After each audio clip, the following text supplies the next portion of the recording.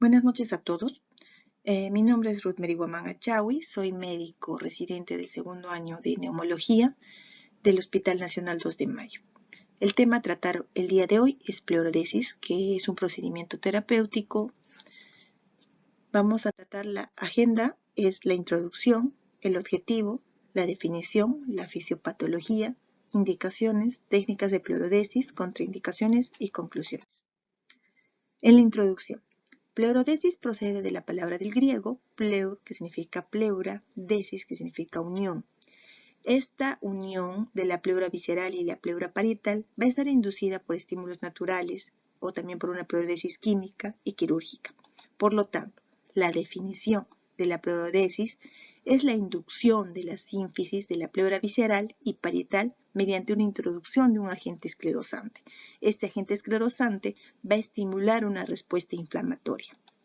Y esta respuesta inflamatoria va a hacer que se produzca adherencias entre la pleura visceral y la pleura parietal y de esa forma va a obliterar el espacio pleural para evitar la acumulación de aire y de líquido.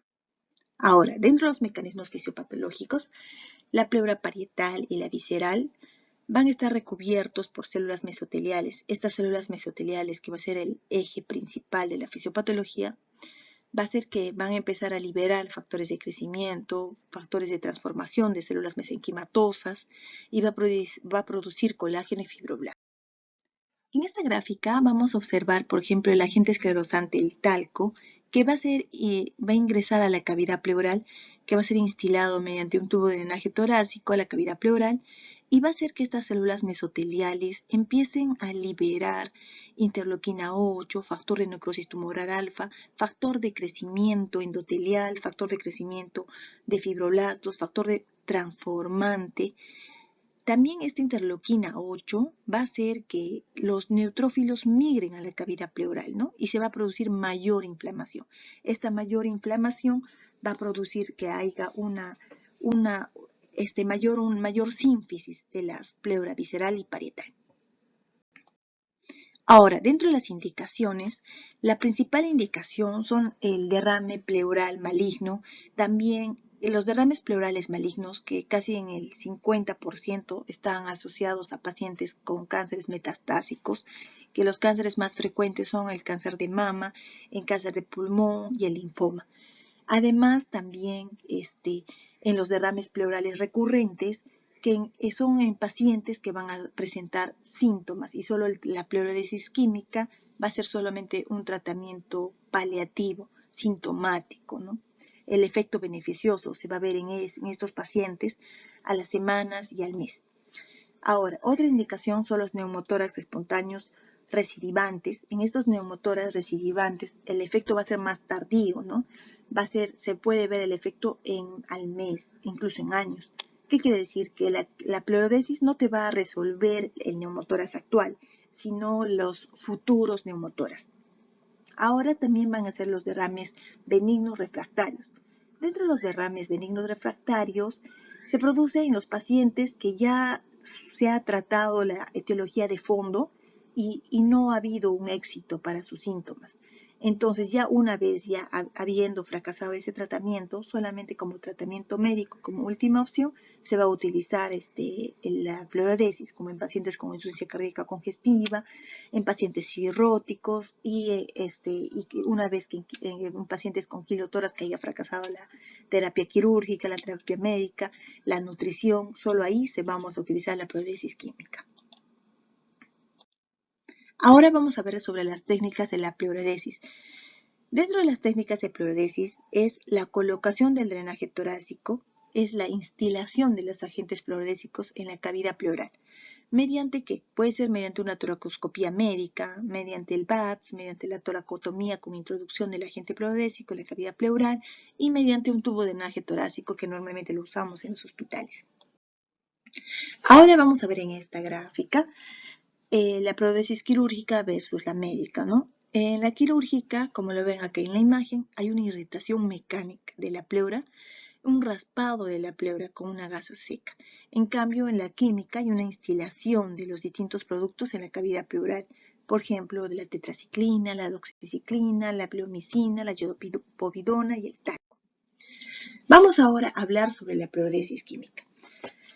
¿Cuándo nosotros usamos una pleurodesis química? Primero, que el drenaje pleural esté por debajo de los 150 ml por día. Se dice eso es como primera indicación. Segundo, también cuando se dice que la mitad de la pleura visceral se yuxtapone a la pleura parietal. Ahora, esta respuesta de la pleurodesis química, cuando decimos que es exitosa, ¿no? Exitosa es cuando hay una ausencia de recurrencia de líquido en una radiografía de tórax. Y esta evaluación de la respuesta se divide en una completa, parcial y fallida. Cuando hablamos de una respuesta completa, se define como la falta de reacumulación de líquido pleural dentro de los 30 días. Esa es la completa. La parcial es que hay una presencia de la recurrencia del líquido pleural, o sea, hay una reacumulación, se va a observar en una radiografía de tórax, pero el paciente no va a referir síntomas. Entonces el paciente va a estar asintomático. Y la fallida es cuando el paciente presenta síntomas, evidencia la placa de tórax. Ahora, ¿cuáles son los agentes esclerosantes más frecuentes?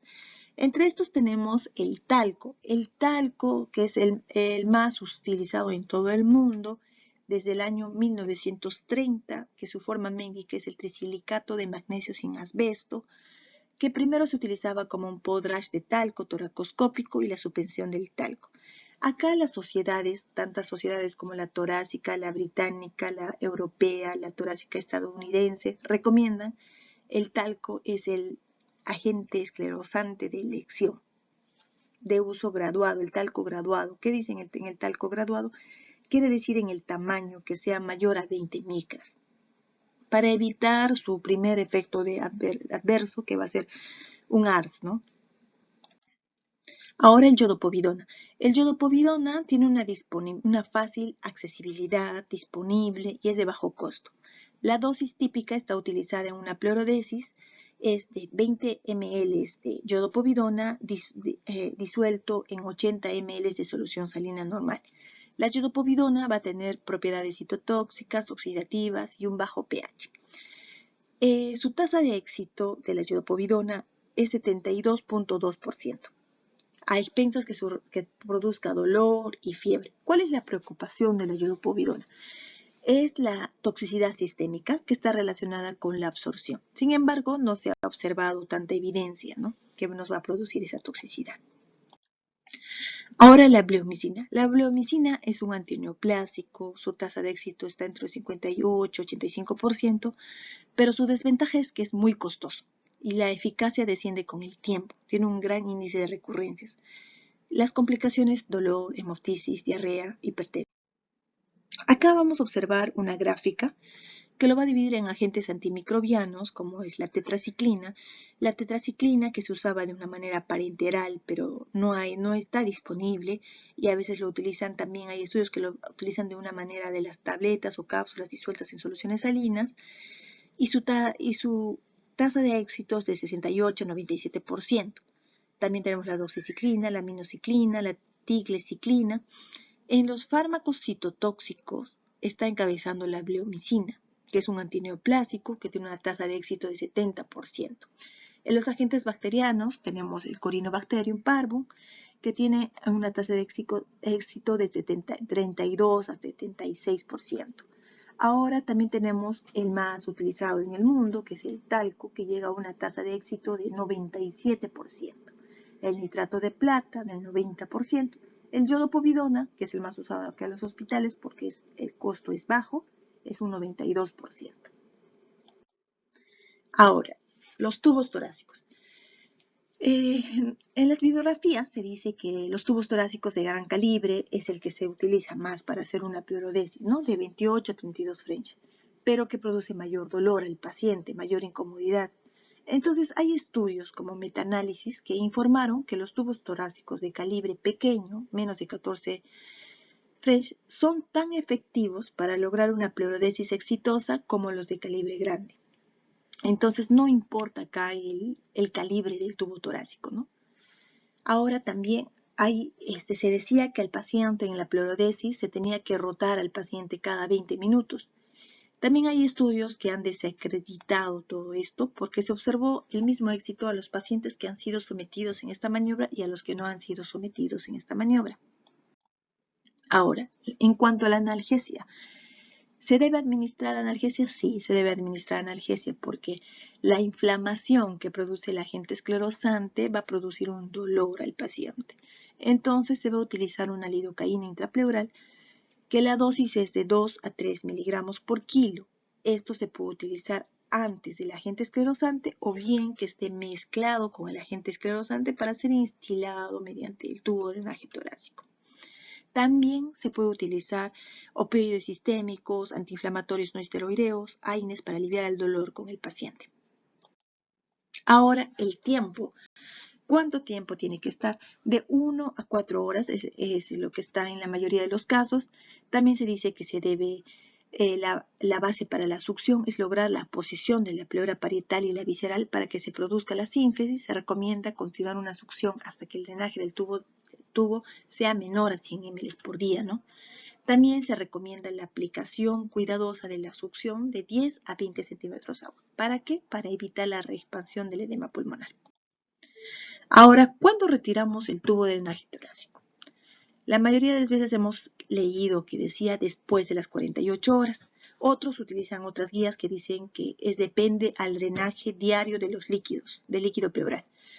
Ahora, en un estudio de Goodman y sus colegas nos mostraron que no había mucha diferencia en retirar el tubo a las 24 horas frente a las 72 horas, ¿no? Que es el tiempo que nos indica, de 24 a 72 horas. Acá Goodman dicen que no hay diferencias, que es lo mismo retirar a las 24, 48 o 72 horas. Y que retirando a las 24 horas el paciente tiene menos estancia hospitalaria, por lo cual ya podría estar en su casa. Ahora, dentro de las complicaciones. En estas complicaciones tenemos el talco, que va a producir la disnea, la fiebre, la hipercapnia, la hipoxemia, la bleomicina, que produce dolor, eritema, vómitos, la iodopovidona.